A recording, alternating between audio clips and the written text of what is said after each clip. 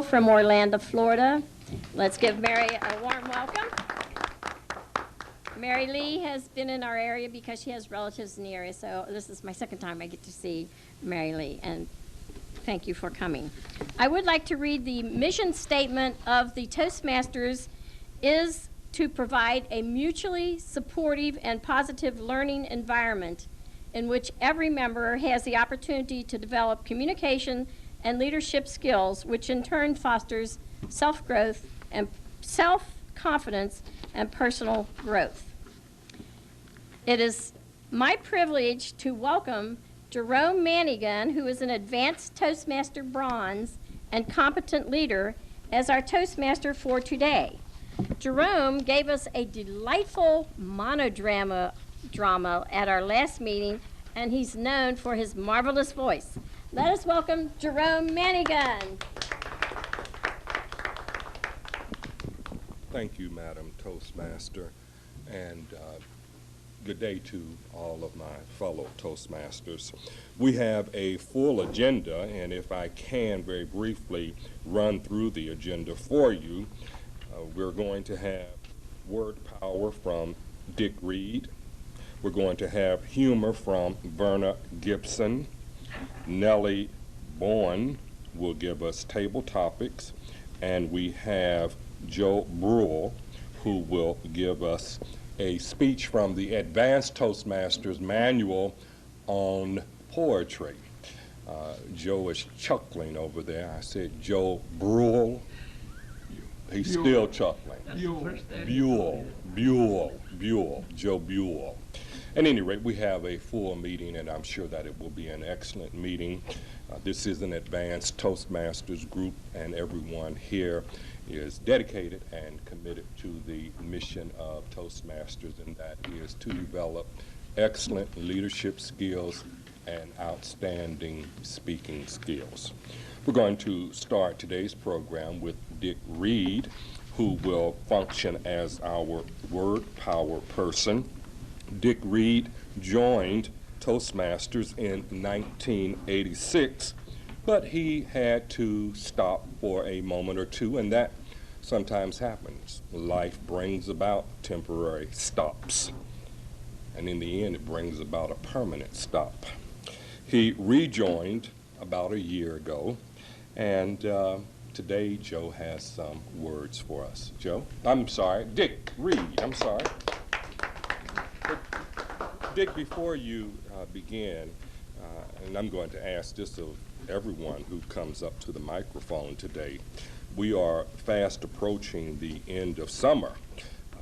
I'd like to know one thing from you that you consider to be the very best thing about the end of summer. Well, I think the best thing about the end of summer for me is the end of the heat. I am not all that fond of very hot weather. I much prefer September, October, November, when it's a little bit cooler. Now, when it gets into January, February, when it gets really cold, I could leave that alone too. But that's the best thing I like about summer. And I don't have to cut the grass anymore.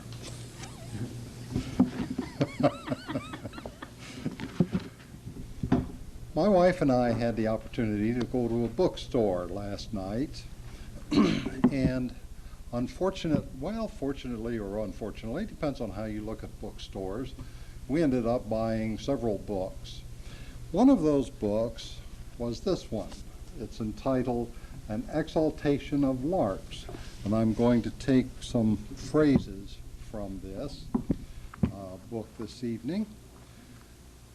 We use many words to indicate groups of animals and people. These words often have other meanings too. Some common examples are a pride of lions, a school of fish, and a brood of hens. Well, in this book, there's about 1,000 other phrases, and I'm going to introduce 3 of these. These were in use, common use, a few centuries ago, but are no longer used. The first of these, one I like, an exaltation of larks. which is the title of the book by James Gibson. An exaltation of larks is simply a large flock of larks. And one can visualize a big flock of flying birds that are just exalting themselves. So I suppose that's where that came from. Another phrase that was in common use a while ago is an ostentation of peacocks.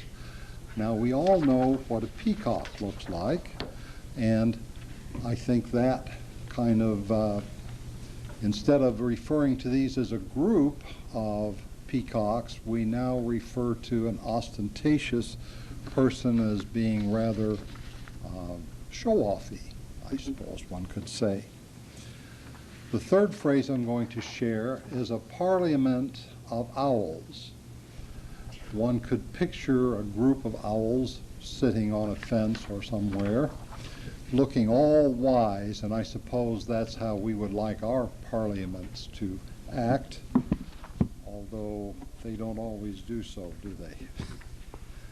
Well, at any rate, all of these phrases and more can be found in the book of An Exaltation of Larks by James Lipton.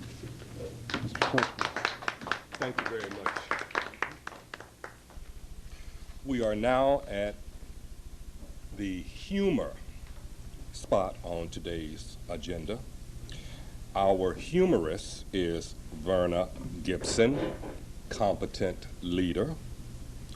Verna joined Toastmasters after retiring from a 20-year teaching career. She is CTM, competent Toastmaster, and a competent leader, and is currently working toward the ATM, or the Advanced Toastmaster. Let's welcome Verna Gibson, our humorist. Thank you, Jerome. And Verna, just as I said before Dick came up, I'm going to ask you the same question. What do you find to be the very best thing about the end of summer? Well, actually, I'm not quite as anxious for summer to end this year as I usually am. Now, one good thing about it is that I am in the process of buying a condo, and that doesn't happen until October, so that will be after the end of summer. But I have something else to do before summer's over. I want to take scuba diving lessons, and I can still do that in September. So I'm still hoping for a little bit more summer to get me summer through September so that I can complete that. Very good, thank you. Okay, all right. Thank you for having me here today. 3 women died and went to heaven. Well, when they entered the pearly gates, they were met by St. Peter. And St. Peter said that you 3 are welcome to come in. You've lived good lives, and we're welcoming you into heaven. However, I do have to warn you about something. There are a lot of ducks around here, and you are not to step on a duck. If you step on a duck, something terrible will happen. And I'm not going to tell you what, but believe me, it will be bad if you step on a duck. Well, they think, okay, that's no big deal. I mean, how hard is it to avoid a duck? So they went on in. Well, lo and behold, there's not just a dozen ducks or 20 ducks. There are thousands and hundreds of thousands of ducks all over the place. So they walk very carefully, you know, and they spend quite several days walking very carefully among these ducks. And finally, one of the women, sure enough, she steps on a duck. Well, here comes St. Peter, and he has with him this big, ugly man. I mean, this guy is big, mean, and ugly. And he handcuffs him to this woman and drags him off.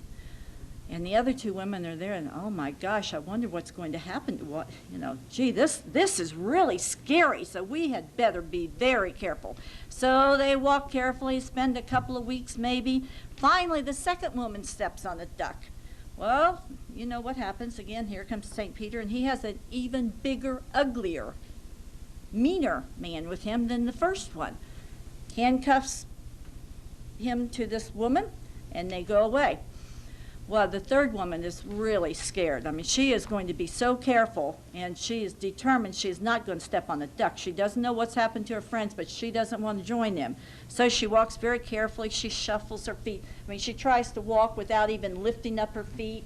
She shuffles among these ducks, and she does pretty well for several weeks, maybe a month. Finally, she steps on a duck. Well, sure enough, here comes St. Peter. But this time, he has with him a very handsome man.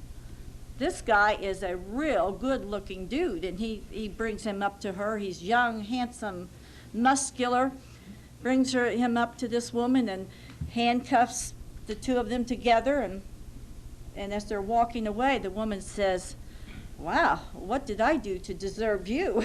And he says, "I don't know what you did, lady, but I stepped on a duck." Thank you. Thank you so very much. Thank you. We are now ready for... Thank you very much. And now for our next speaker, Stanley Glitchner.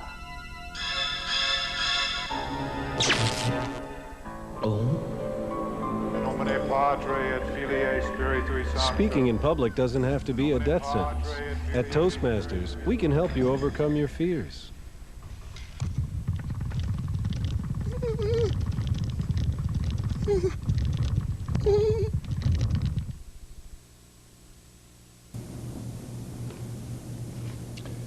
We're now at the table topics portion of today's meeting, and our table topics master is Nellye Bowen, a woman who wears many hats. She is an environmentalist. She is a political activist. She is an advocate for the working man, and she's also a protector of animals. I understand Nellye has 4 cats. Join with me in welcoming Nellye Bowen.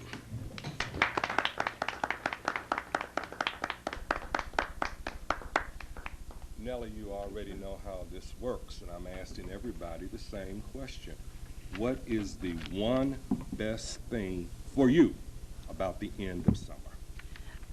For me, it's twofold. The best thing, the weather's cooler, you're going to have the beautiful fall colors, which is gorgeous, the beautiful, beautiful blue skies with hardly a cloud, and animals, your insects and everything, they seem to know that summer's over, and their music and their concerts in the evening are beautiful. And to me, it is a concert. Thank you.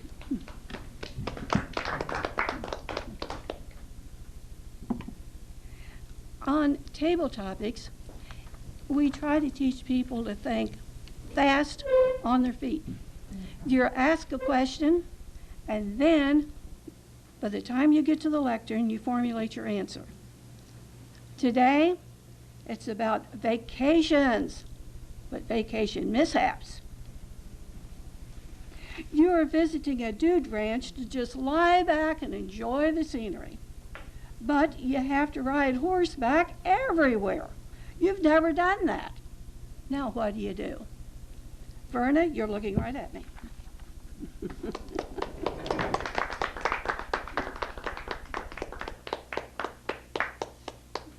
Thank you, Nellye. Actually, I have done a little bit of horseback riding, but it's been a while. But this is interesting that this would be a question about the dude ranch, because for the last couple years, each year I have tried to take one of my grandchildren on a vacation just with Grandma and the lucky grandchild. So next year happens to be Kelly's turn. Kelly is 8 years old, and next year is her turn to go on a vacation with Grandma. And she wants to go to a dude ranch. So I need to begin looking for some dude ranches that aren't too far away. In fact, I think there's some in Kentucky. But I'm looking forward to that. But I'm going to have a little practice on horseback riding before I get to this dude ranch, because in November I am going to Costa Rica with a tour group. And we are going to be doing some really fun things. We're going to be taking a treetop canopy tour. We're going to be doing some kayaking. and also some horseback riding.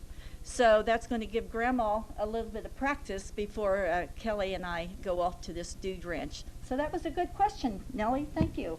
Thank you, Grandma. Our second table topic is beautiful, sunny Florida. Yeah, of course it is, when it doesn't rain.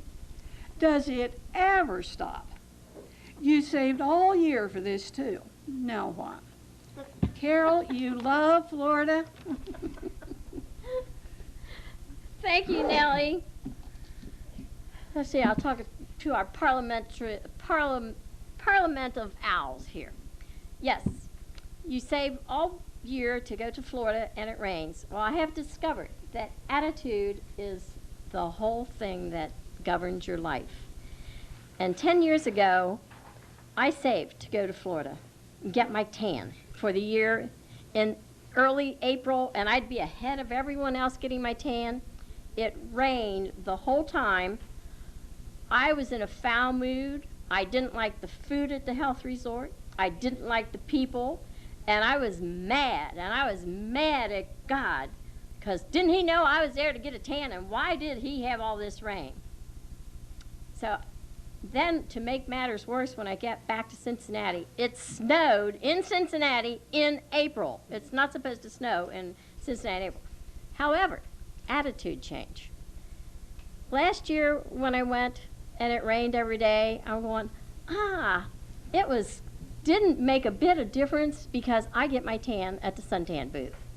So it didn't make any difference. I was able to enjoy the people. The food was the best that we'd had.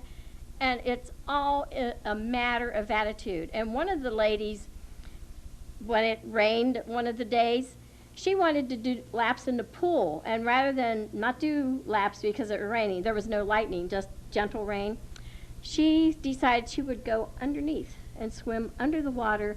And she discovered a new experience with the rain on the top of the water. It was a very neat experience. So attitude governs everything you do, whether or not you're having a good time. It's up to you. Madam Tabletopics Master. Thank you, Carol. The honeymoon. Now, honeymoon is not exactly a vacation, but I just had to include this. The wedding was perfect. The bride was beautiful, a dream in her wedding gown. Prince and the groom, Prince Charming, come to life. Just what we dream of. And the cake was so gorgeous you could hardly bear to cut it. Now this. A flat tire on the road leading to your secluded honeymoon hotel. Your cell phone is out. Now what? Who should I get for this one? Ray Boston?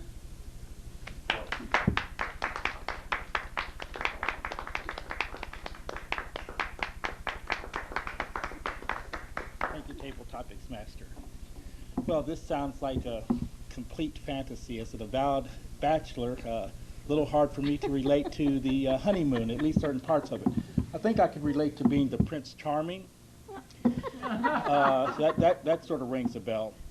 Actually, my fantasy honeymoon, the flat tire would probably work out. I probably would have eaten all that wonderful cake by now. You see, that certainly sounds like it would be fairly amusing. Of course, I just had a flat tire just the other day, and thank goodness for AAA. But if that happened to me, I would simply probably look at my GPS positioning watch, find out where the nearest tennis courts are. Because instead of worrying about a honeymoon cabin, I would try to find my local tennis court. I'd drag my wife there if she wanted to come along, and I'm sure she would, because as a fantasy, I would only marry a good tennis-playing wife. And of course, we would play tennis. And I hope I'm not speaking too long as a Tabletopics person, because I'm going to go to an exaltation of tennis patrons in a few minutes and go up and see if Andy Roddick can come to Mason and win the local tournament. And then maybe I'll even follow him up to New York, where he is favored as the #1 player to win the U.S. Open. So that's what I do on my fantasy honeymoon. Thank you, Well, Ray, I'm single too. Hey, let's go. Do you play tennis? I can learn. There you go. I've still got a racket. A hike up a mountain. The scenery is beautiful. Snow-capped mountains, green trees, wildflowers. What more could you ask for? Then you misstep and twist your ankle. The pain is intense and it will soon be dark. What can you do? Oh, Dick Reed. Do you like to hike?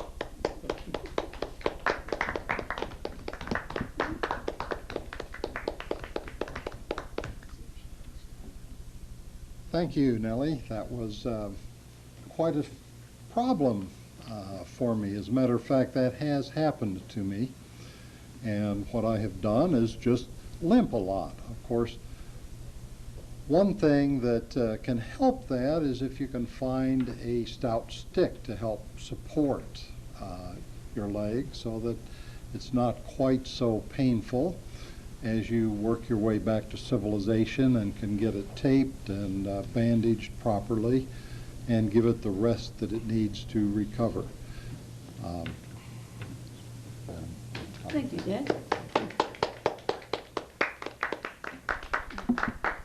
Mary Lee, would you like to join us on Tabletopics? An ocean cruise. The vacation posters were never like this. You're spending your whole vacation hanging over the rail with seasickness. Will the rest of the cruise be like this? Mary?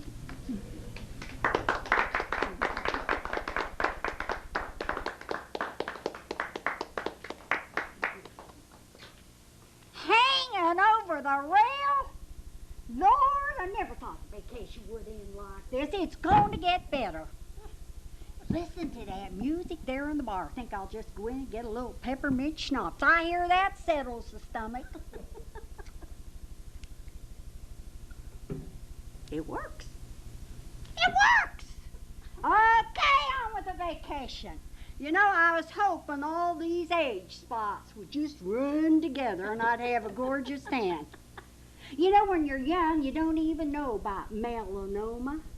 And then you get a few wrinkles and they come up and knock on your door and say, I'm sorry, you're starting to look like a senior citizen. Would you move to Florida? And that's what I did. Now, when you move to Florida, there's just lots of cruises going out. You know that? You can get a good price. And if you have peppermint schnapps, don't get those little patches for motion sickness. Peppermint schnapps. Yep. They're using me for their commercials in Modern Maturity now. And they say, honey, you just keep taking those cruises. Those age spots are going to go together. Yeah, soon you're going to have a gorgeous tan. Green tongue, but a gorgeous tan.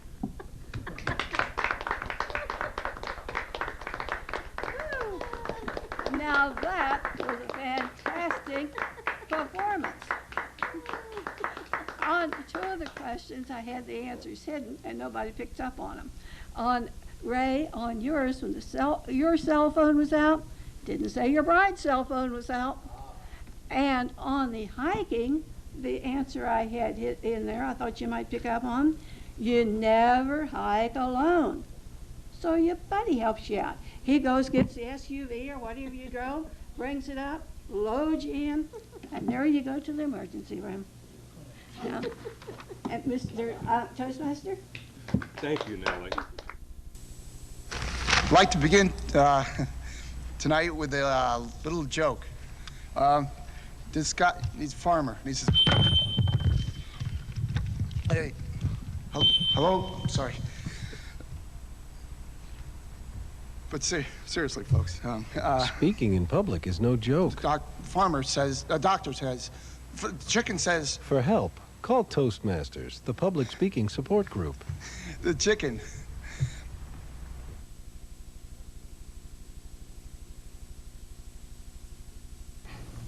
Poetry can be one of the most challenging forms of literature to interpret.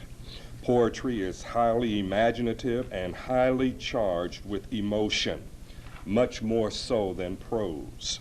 A poet doesn't give a complete and detailed description of a scene or incident as the writer of prose does.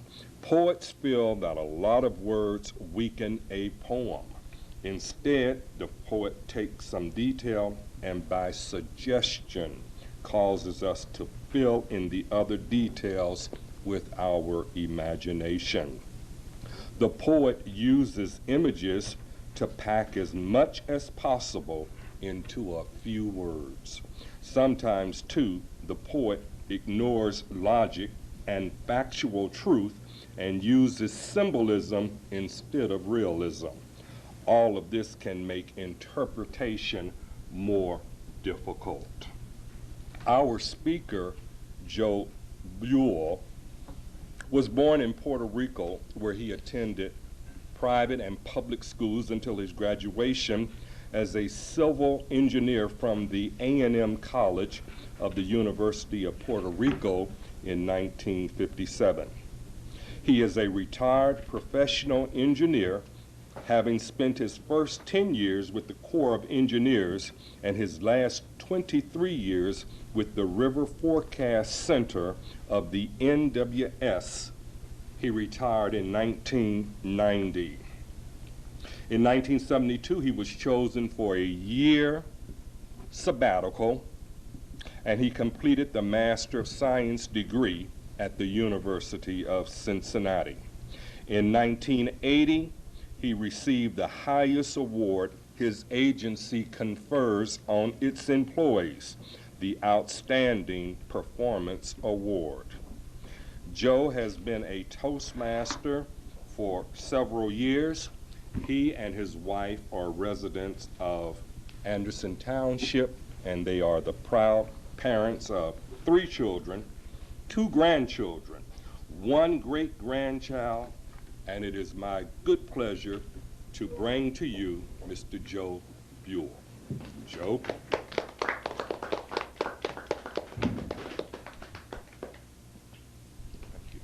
Before you start, though, I think that I'm going to ask your evaluator to read the objectives of your speech. Before I start, I'd like to remove some of Okay, that'll be fine. Joe, please. Thank you, Mr. Toastmaster. You probably need that up there for him. That's right. This speech, Interpreting Poetry, is the second project in the Interpretive Reading Manual. The objectives are to understand the difference between poetry and prose, to recognize how poets use imagery, rhythm, meter, cadence, and rhyme to convey the meaning and emotions of their poetry, to apply vocal techniques that will aid in the effectiveness of the reading. And the time is 6 to 8 minutes. Toastmaster. Thank you. Joe? Today, I'd like to present to you, as part of this program on interpreting poetry that's sponsored by Toastmasters, I'd like to add a couple of things that they're not in the book in there that are important. In the question of poetry, the poet really is pouring his heart out. It's more of a soul communication type of thing. It's not just imagery, it's an imagery based on intimacy in a way. In poetry, the individual that is listening and the individual that is reading the poetry are walking along, strolling along side by side, and visualizing these descriptive images that the poet is trying to describe. It's more of an intimate type of thing. So I'm going to ask you today, if it's possible, before I start this poem, to close your eyes, because you're going to imagine. You're not going to be looking at me. It doesn't matter too much. Just think about the descriptive imagery in this poem. This poem is called Eternal, and it goes like that, like this. Down the slopes the river flow with storm-entwined responses, unique, fixed forever not, crystal heralding their sources. So man is born as a trickle which starts from a cloudy droplet, responding to winds of love, regardless of where they form it. His life is ever so fickle. His path appears lined with roses, but below the petals, thorns remind him of many gray pauses. Tumbling, turning, splashing, rushing, our up and down white water will meet in his final stroll with awaiting arms, Lord Ocean. Let white foam announce the dawn of a new life metamorphosis. The Lord Ocean sends man's vapors on a new eternal rhapsody. Thank you very much. Thank you very much.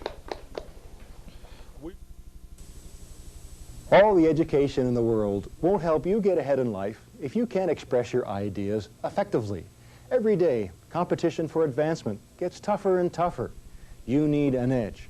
A Toastmasters Club can give you that edge. A low-cost learning experience for men and women. Toastmasters gives you the confidence to express your ideas to anyone. Get the Toastmasters edge.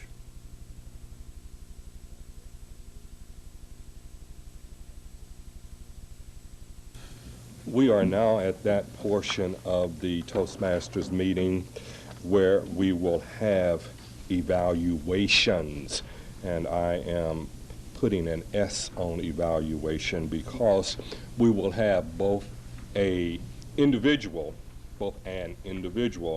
and collective evaluation of Joe's presentation this morning. Let me introduce to you the general evaluator for today's meeting, Tom Hoddle. He is an advanced Toastmaster Bronze, and he is a member of 3 Toastmasters Clubs. Tom? And before we go into the evaluation, let me ask you one thing, best thing about the end of summer for you. Best thing about the end of summer. Best thing about the end of summer is it goes right into September, which is my favorite month of the year. Very good. It's just everything has been building over summer has cooked to perfection. The weather is perfect. The trees are green. It's the most beautiful month of the year. I love September. And now I'm going to start Joe's evaluation by calling up another Joe, the Orange Man himself, Mr. Joe Schwerling. Could you come up, Joe?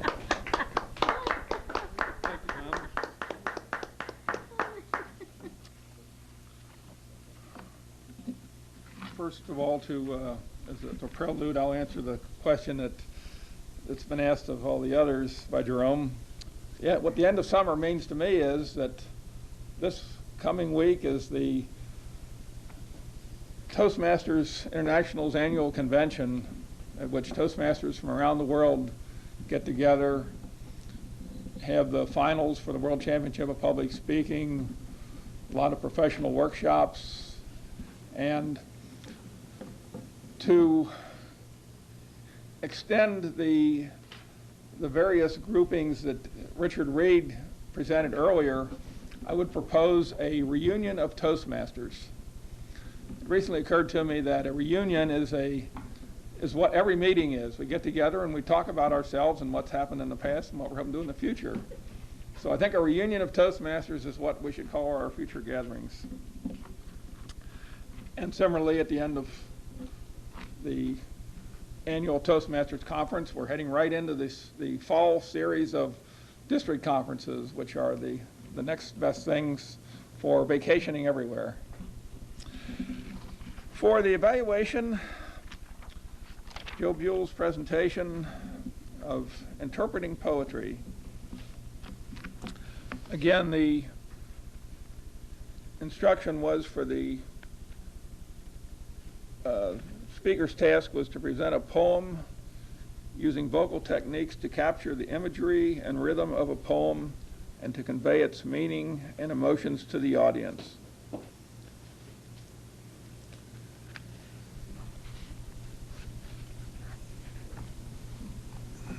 Inasmuch as I'm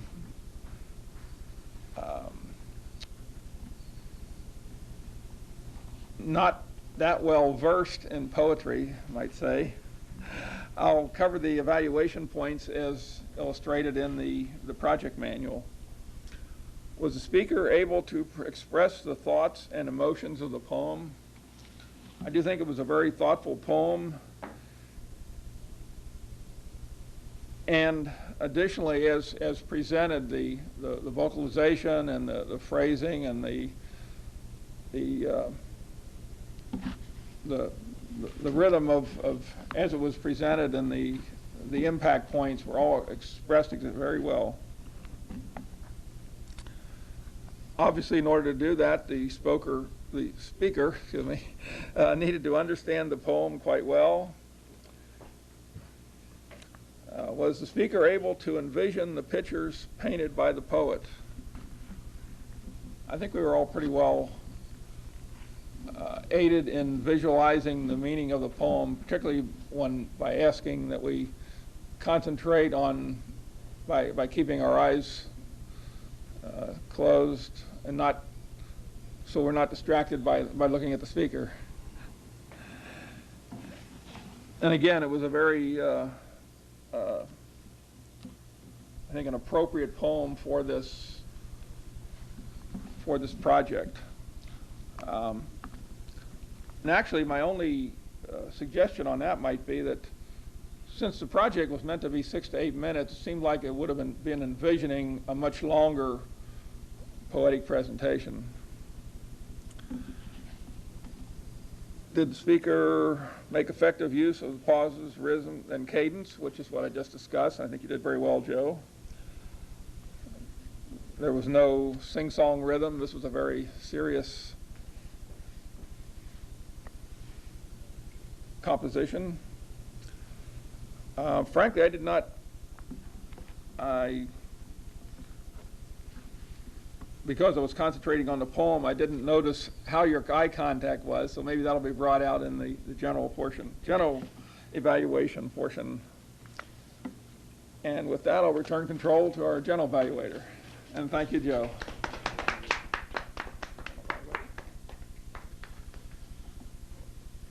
And now we're going to do a group evaluation. This is where the group at large will comment on Joe's presentation and strengths and weaknesses and areas for improvement.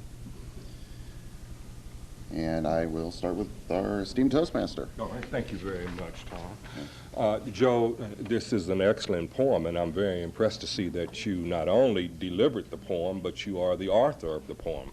It's very good. I have only one suggestion. I think that when you get to the 4th verse, there's an opportunity for you to really do some very interesting voice work. You have these words, tumbling, turning, splashing, rushing. I would have enjoyed seeing or hearing you bring to life or animate those words with your voice and possibly with some body motion. But it's an excellent poem, and I enjoyed hearing you present it to us, and thank you very much. Would anybody else like to comment?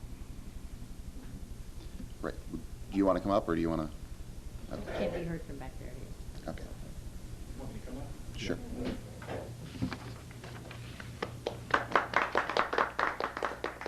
Hey, Boston.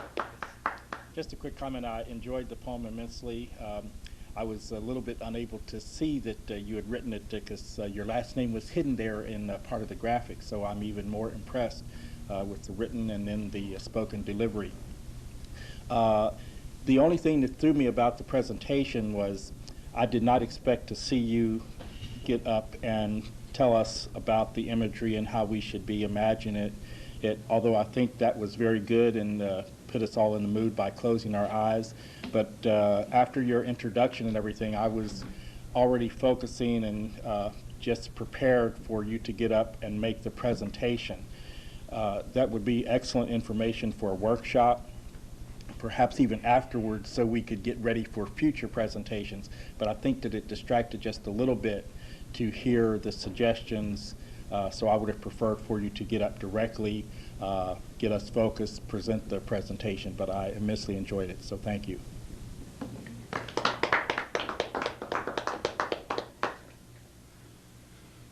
And would anybody else like to comment? Verna.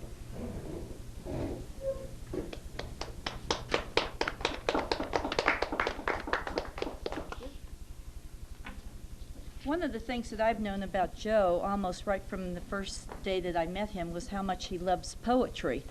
And as I told Joe on my comment sheet card, that poetry was very difficult for me when I was in college, and I had to interpret poems. I never could seem to come up with the same thing as what the professor thought the author was saying. But anyway, I enjoy hearing you read poems, Joe. You say that it's obvious how much you enjoy poetry. But I also remember a really neat little poem that you wrote for me, maybe on our my second or third meeting of Toastmasters, A Little Old Lady and a Little Old Man. Remember that? I thought that was so special, and I still have that. And I've enjoyed your poems ever since then. Thank you. And who else would like to comment? Anyone? Anyone? Bailey.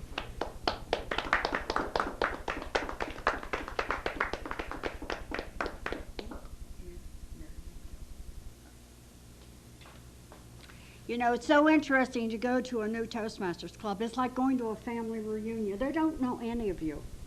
And then you start to talk, and I know a whole lot about you then. You know, I would have liked you to have told me and the others what brought you to the point of writing this. I write poetry.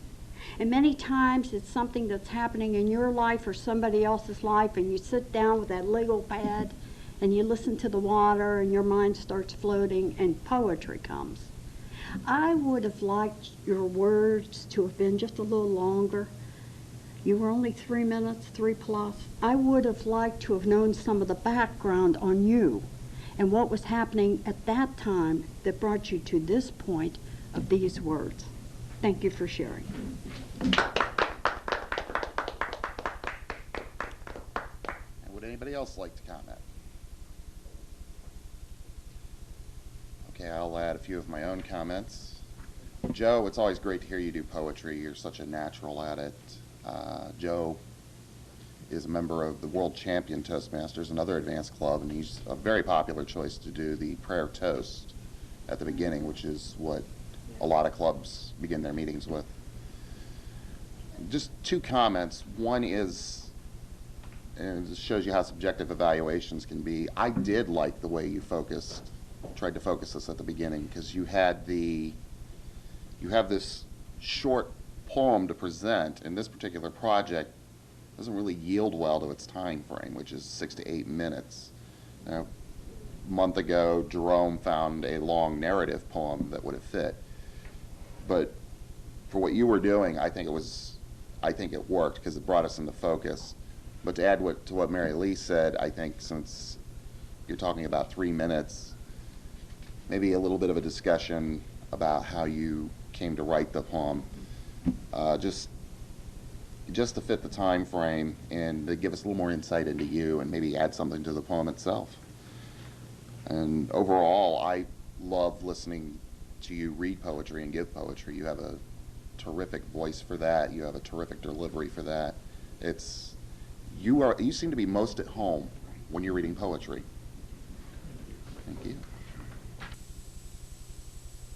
What future do you envision for yourself? What dreams do you have? If you want your dreams to come true, you must have confidence in yourself and your abilities. A Toastmasters Club can help you build that confidence. A low-cost learning experience for men and women Toastmasters shows you how to express yourself clearly and effectively. Make your dreams a reality. Join a Toastmasters Club.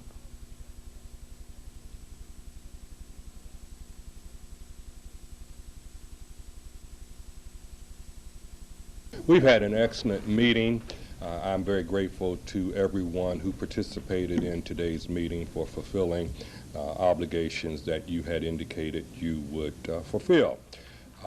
Mary Lee from Florida, I really enjoyed you, and if you have classes in speech making, classes in acting, classes in, let me know. I will certainly sign up. You were excellent, and it was our great pleasure to have you here with us today.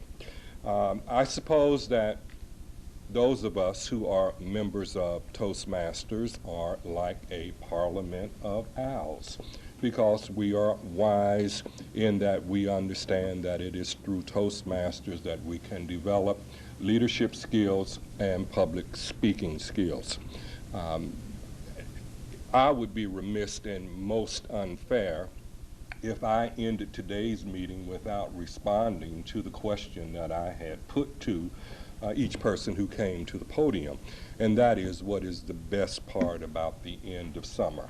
Well, I would agree that in a few weeks we're not going to have to worry about lawns, and we're not going to have to worry about insects and humid temperatures and all of those things. But for me, the best part of the end of summer is that we can now return to Toastmasters with our minds focused on the great learning that we can experience as a result of being a member of Toastmasters.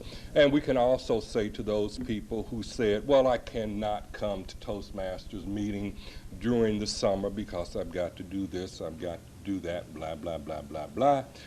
Those excuses are no longer available to them. So it is great that at the end of summer, all of you who have not joined Toastmasters because you were busy with summer activities no longer have that excuse. And I am going to suggest that you be in touch with Carol Carmelick, the hardest working woman in Toastmasters anywhere.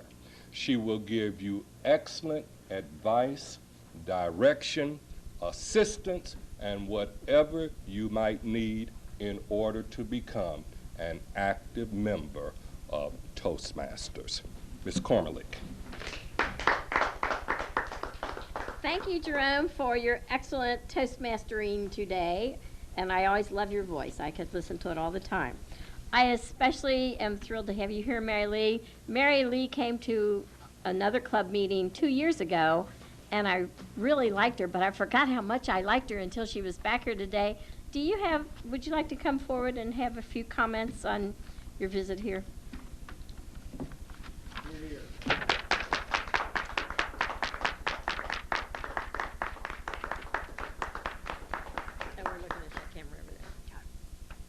Well, you know what you see in front of you, child, is a middle-aged woman who, due to no fault of her own, wasn't my fault, child.